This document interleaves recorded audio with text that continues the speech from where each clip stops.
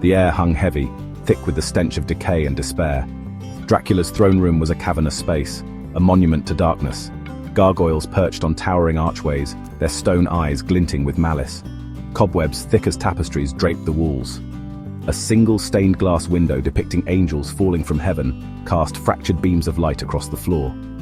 Richter Belmont stood, resolute. His whip, the vampire killer, gleamed in the ethereal light.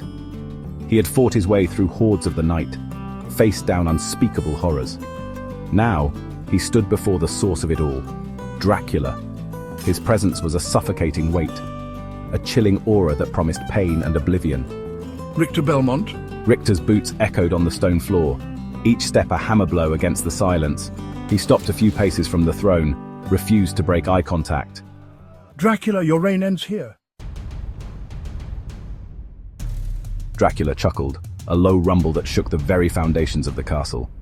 You mortals are so predictable in your righteous fury. He rose from his throne, his eyes glowing embers in the darkness fixed on Richter. You think you stand on the side of justice, boy? You who wield a weapon forged in desperation? You who represent a species consumed by fear and hatred?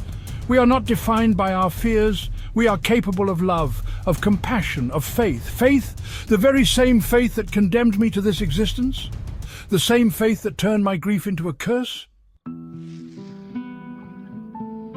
You chose this path, Dracula. You chose to turn your back on humanity, to embrace the darkness. Humanity embraced me first, boy.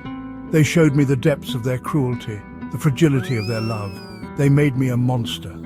And yet you cling to this world, to the very beings you claim to despise. Dracula was silent for a moment, his eyes flickering with a strange mix of anger and pain bored into Richter. This world is mine now, twisted and broken as it may be. It is all I have left, then let it end with you. Let the world heal from the wounds you inflicted. Dracula's lips curled into a cruel smile. You speak of healing, boy. You know nothing of suffering. He swept his hand across the armrest of his throne. A crystal wine glass, filled with a dark, viscous liquid, flew towards the wall. It shattered with a sharp crack, echoing through the chamber. The signal.